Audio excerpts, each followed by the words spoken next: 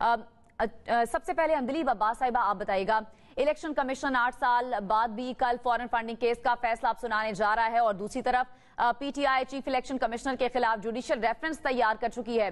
متنازع election commission کے اس فیصلے کی اہمیت کیا ہوگی آپ کی نظر میں؟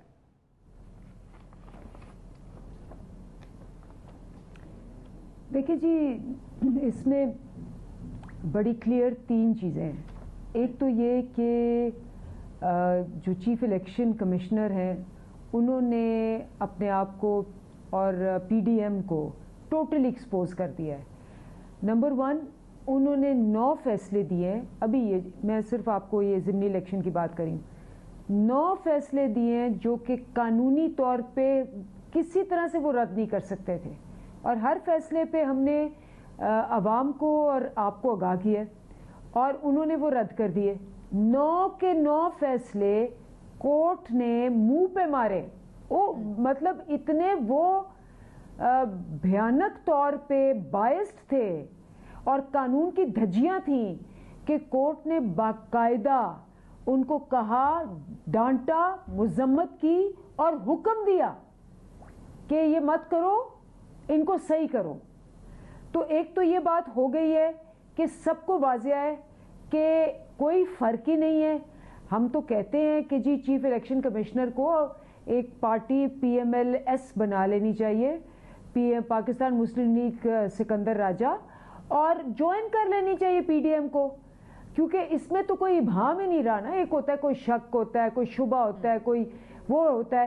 ہر فیصلہ میں نہیں کہہ رہی، یہ کورٹ کہہ رہا ہے۔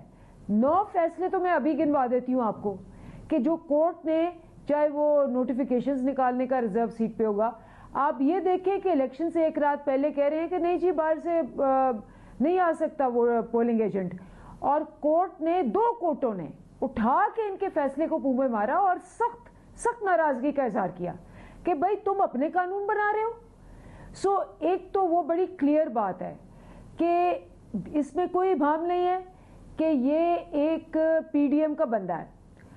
اب دوسری بات یہ ہے کہ یہ چاہ رہے ہیں کہ جی اب کیا ہوا ہے پی ڈی ایم کو، پی ڈی ایم کے پاس ایک، لیکن اندلیب عباس صاحبہ یہ جو چیف الیکشن کمشنر ہے وہ بھی تو آپ نے تعینات کیا تھا۔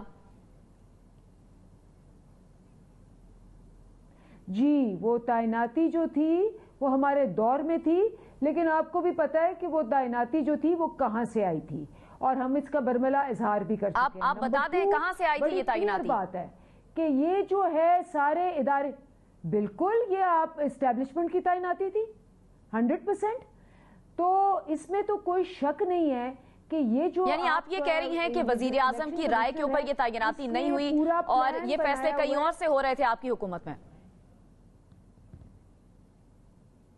بالکل، اسی لیے تو ہم نے اس پورے چکر کو ایکسپوز کیا ہے اور ہم کرتے رہیں گے۔ دوسری بات کیا جو بڑی امپورٹنٹ ہے کہ انہوں نے اب پی ڈی ایم کے، لیکن اندلیب عباس صاحبہ یہ آئین کی صریحاً خلاف ورزی ہے، یہ وزیر اعظم کا اختیار تھا کہ وہ چیف الیکشن کمشنر کو اپوائنٹ کریں۔ میں اپنی بات کمپلیٹ کر لوں، میں نے آپ کو 3 پہلوؤں کا کہا تھا، اس کے بعد آپ ایڈیشنل سوال کر لینا۔ میں دوسری بات یہ کہہ رہی ہوں کہ جو ہمارے چیف الیکشن کمشنر صاحب ہیں جو کہ پی ایم ایل این کے پی ڈی ایم کے رکن ہیں، وہ یہ کہہ رہے ہیں کہ جی یہ الیکشنز جو تھے بڑے ہم نے صاف کیے۔ یہ وہ الیکشنز ہیں جس میں انہوں نے دھاندلی کی، ادارے شامل تھے، سب کچھ شامل تھے، پھر بھی پی ایم ایل این ہار گیا 15-5 پہ۔ اب پی ڈی ایم کے پاس کچھ نہیں، الیکشنز میں تو ان کو پتا ہے کہ ان کو پھینٹی پڑنی ہے، عوام میں یہ نہیں جا سکتے اور یہ اپنے اداروں سے نہیں نکل سکتے۔ اب انہوں نے بیٹھ کے گھناؤنی سازش بنائی ہے کہ کسی طرح جو ان کا رکن وہاں بیٹھا ہوا ہے پی ایم ایل ایس کا سکندر راجہ، وہ بیٹھ کے کوئی ایسا فیصلہ سنائے کہ پی ٹی آئی کی جماعت کو کچھ ہو جائے، اور اس پہ کنٹیمپٹ آف کورٹ آنا ہے۔ کل یہ اگر فیصلہ دیں گے نا ایسا، یہ کنٹیمپٹ آف کورٹ آئے گا۔ کیوں آئے گا؟ کیونکہ کورٹ نے آرڈر دیا ہوا ہے کہ ساری جماعتوں کا آپ اکٹھا فیصلہ کریں اکاؤنٹس کا، لیکن اکٹھا فیصلہ کیوں نہیں کر رہا سکندر راجہ؟ کیونکہ اس کو پتا ہے اس کے جو کولیگز ہیں، جس کے اندر پیپلز پارٹی شامل ہے، پی ایم ایل این شامل ہے، جے یو آئی ایف شامل ہے، उनकी फंडिंग में तो इतने बड़े, मतलब मसलन ये 38 करोड़ रुपया किसी ने जाके नवाज शरीफ के हाथ में दे दिया, वो कहते जी मेरे हाथ में पकड़ाया था, मेरे पास तो रिकॉर्ड नहीं है। उसके बाद JUIF की वहां बाहर लिखा हुआ है लिबियन फंडिंग। उसके बाद पीपल्स पार्टी ने, बेनजीर ने और बिलावल ने ऑन रिकॉर्ड डॉक्यूमेंट करके कहा हुआ है कि PMLN नवाज शरीफ जो है उसामा बिन लादेन से फंडिंग लेता रहा उनकी हुकूमत हराने के लिए। तो दूसरी बात तो ये हो गई।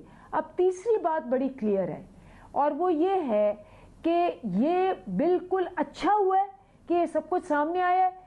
ये सारी जमातों का जिसको कहते हैं फंडिंग एक साथ होगी और अदालत इनको कहेगी कि हमारे हुक्म के मुताबिक करें। उसके बाद जो इनकी रई सही जो जिसको कहते हैं ना मुंह निकाल के बाहर कोई आवाज कस देते हैं, ये उसके काबिल भी नहीं रहेंगे। ठीक है, तलाल चौधरी।